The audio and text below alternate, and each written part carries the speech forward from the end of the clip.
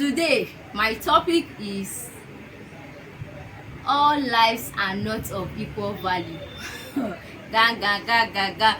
Yes, you heard that right. All lives are not of equal value.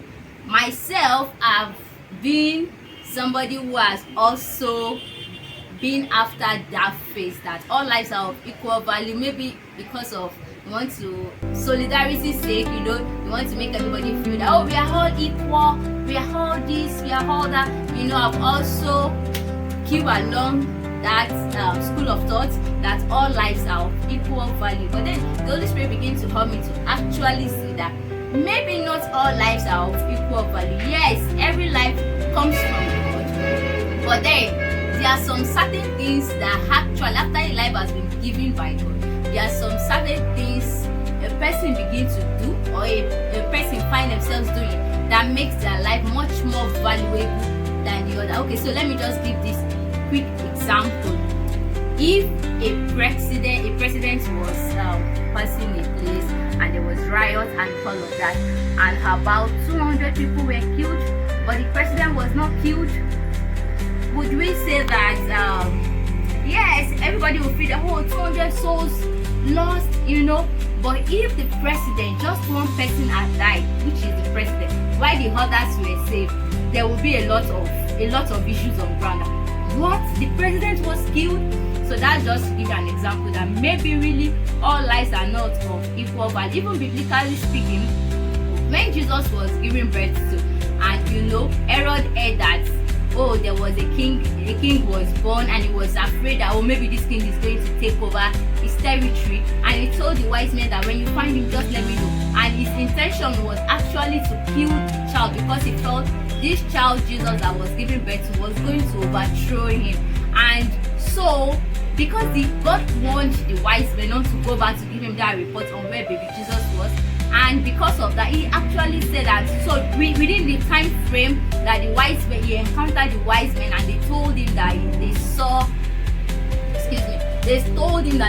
a star that signified the person of the king.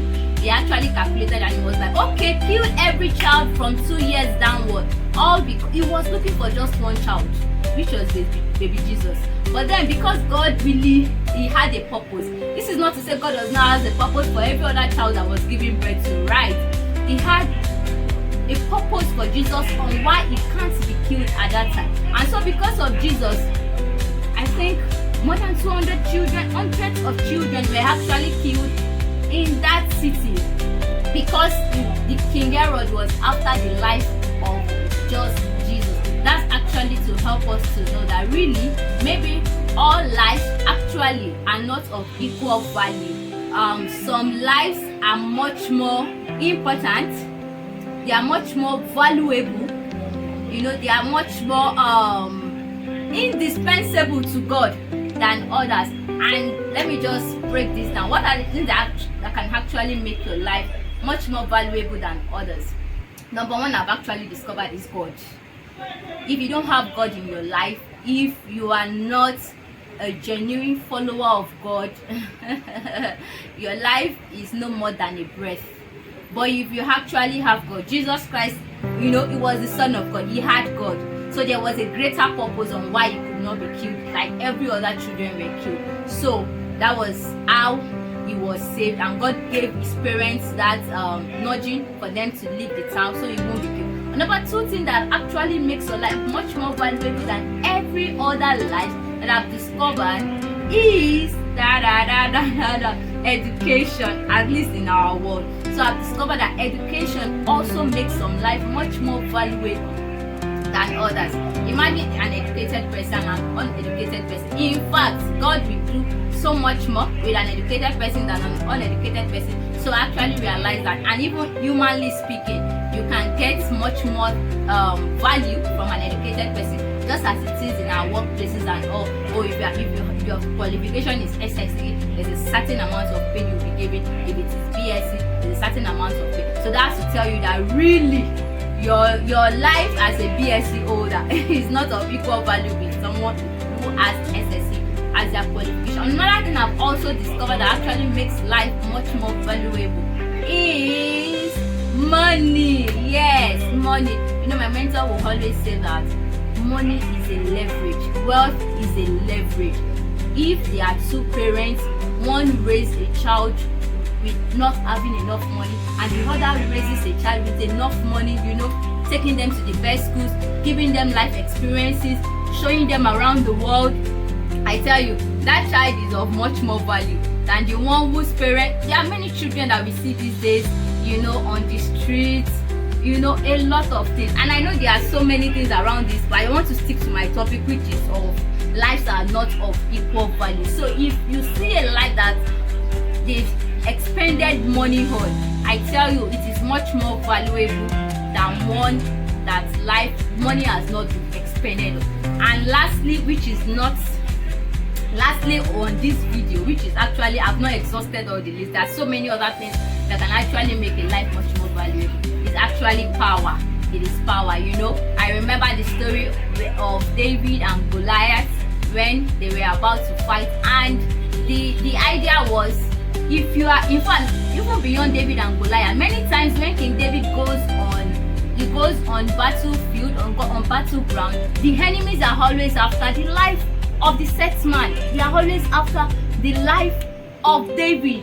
And so you will hear them say, you just be after David. Once you get David, every other person will flee. And that has always been the situation. Once the set man is hit, once they are able to bring the set man down, and this applies even to different areas of our lives, you have to be conscious of who your head is. If anything happens to your head, then you can be sure that every other part of the body, a lot is opened to a lot of hardship.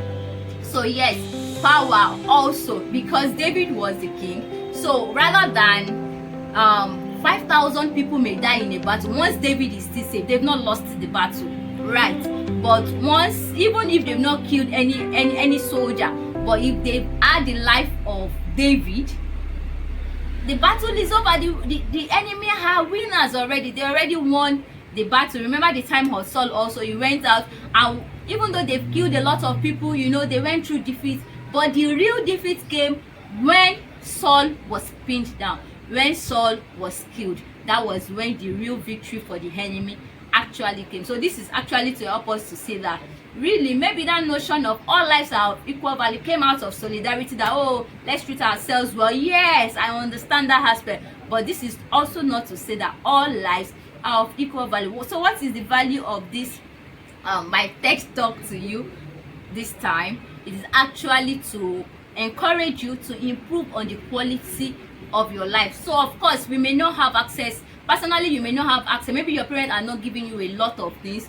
Maybe they've not introduced God to you. I'm introducing God to you. That, see, God, if you have God in your life, it will shift up the quality of your life. Maybe your parents don't have access to education. In any way, you can still school yourself. We are in a digital world whereby you can learn a lot of things online. You can upgrade your skill, you know, get better, learn some certain things, and much more importantly, give your children good education, right? You are going to improve the value of their own life.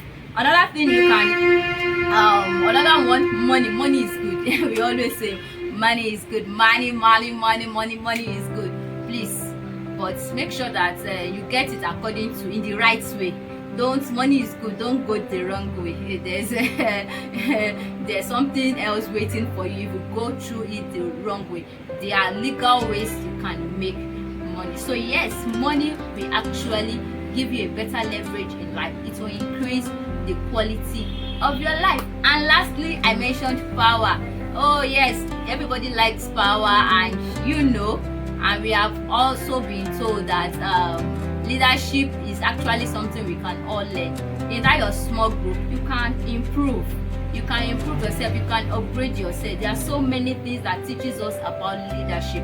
So improve your skills in being a great leader. So I hope this video blesses you, and I hope you can take one or two things from it. But then let me know what you think about the things I've spoken about. If you have other things to add to it, just to enlighten more people, please go ahead and put it in the comment section. And to channel, yes, I know it's been a while, I'm sorry, but it's good to be back here.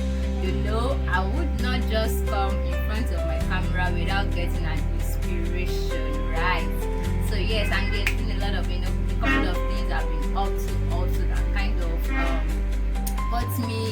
got my schedule kind of tight to make a video, or better still, to receive an inspiration to make a video. But welcome back. My name is Bolaji Popo. If you are new here, welcome. I speak about living a successful life, because that's actually God's desire for you, how to maximize your living here on earth. We speak about faith, we speak about generally every aspect of life from the standpoint of how God has made it, or how God desires it to be. So yeah, and don't forget to like, comment, subscribe, share the video. Thank you so much, and God bless you. I'll see you in another video. Bye.